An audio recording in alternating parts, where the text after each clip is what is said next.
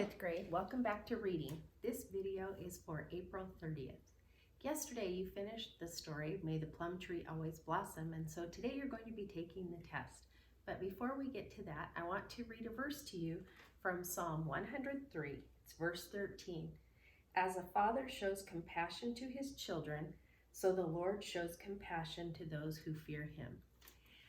This verse reminds me of how the Japanese soldier was kind and compassionate to Plum Blossom because she reminded him of his daughter at home. And this verse tells us about how God is kind and compassionate and loving to us, to his children.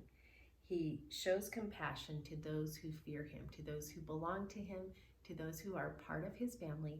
He's a kind and loving Heavenly Father. So I hope that's an encouragement to you today to think about how compassionate and loving our God is to us.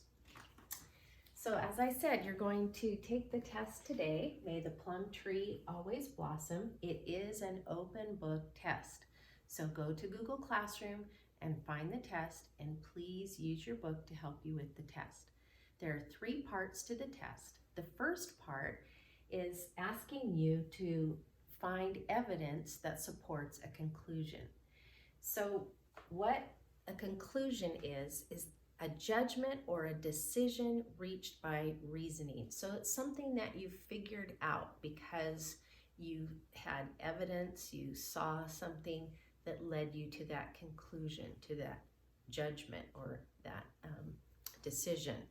And then evidence is facts or information indicating whether a belief or a proposition is true or valid. So evidence is like the proof. So on the test, you're going to have 4 different sentences, and each sentence will give you 2 choices. You have to choose the evidence, the proof that supports the conclusion. So let me give you an example.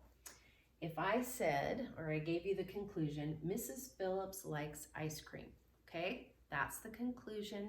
You've made that decision by reasoning. Okay, what helped you get to that conclusion? What was the evidence? Would it be that she ate all of the ice cream in the freezer, or that she made an apple pie for dessert? So which of those supports the conclusion that I like ice cream? Well, I think if I ate all the ice cream in the freezer, that would definitely prove that I like ice cream, right? If I made an apple pie for dessert, I'm just making something yummy and delicious, but it doesn't really have anything to do with ice cream. I hope that helps you. I hope that makes sense.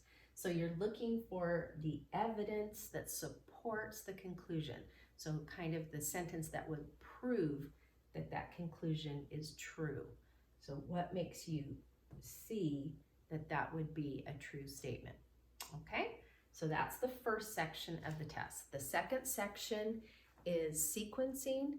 So you'll have 3 different events, and they're labeled A, B, C, D, E, F, G, H, I, and you have to put them in order. You'll have 3 choices.